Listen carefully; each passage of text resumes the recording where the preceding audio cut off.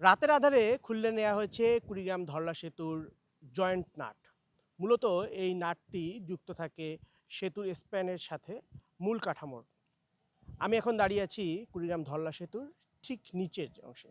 আমি যদি আপনাদের একটু দেখানোর চেষ্টা করি তাহলে আপনাদের দেখাবো যে এই যে মূল স্প্যানটি আপনারা দেখতে পাচ্ছেন যে মূল কাঠামো, এই কাঠামোর সাথেই মূলত জয়েন্ট নাট, যেটাকে প্রকৌশলের ভাষায় বলা হচ্ছে ক্যাঙ্কারিং নাট।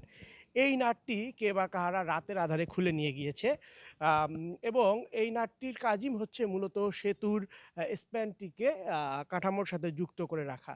এখানকার এলাকার বাসিন্দারা বলছেন যে হয়তোবা কে বা কাহারা যারা এই নাটটি খুলে নিয়েছে, এখনই যদি কোনো ব্যবস্থা না নেওয়া হয় তাহলে একটার পর একটা যে নাট আছে ক্যাঙ্কারিং জয়েন্ট নাটগুলো, সেগুলো তারা আস্তে আস্তে খুলে নিয়ে যাবে বলে তারা আশঙ্কা করছে। একটু জানিয়ে রাখি, 2004 সালের গোড়ার দিকে মূলত ধরলা সেতুটি উদ্বোধন করা হয়।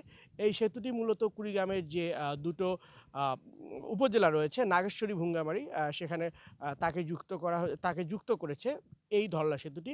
প্রতিদিন এই সেতু দিয়ে প্রায় ১০০-রও অধিক দূরপাল্লার বাস চলাচল করে এবং অনেক মানুষ এই সেতুর উপর দিয়ে যাতায়াত করে।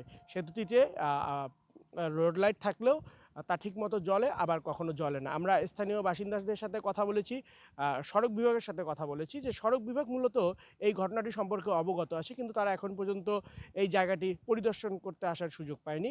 সড়ক বিভাগের উপপ্রকৌশলী আমাকে যেটি জানিয়েছেন যে তারা খুব দ্রুতই এই জায়গাটি পরিদর্শনে আসবেন। আমি তাদেরকে প্রশ্ন করেছি যে আসলে এই নাটবল্টুটি চুরি যাওয়ার ফলে অথবা হারিয়ে যাওয়ার ফলে সেতুর কি ক্ষতি হতে পারে? তারা আমাকে যেটা জানিয়েছেন যে আসলে পরিদর্শন না করে এখন পর্যন্ত কোনো কিছু তারা বলতে পারছেন না।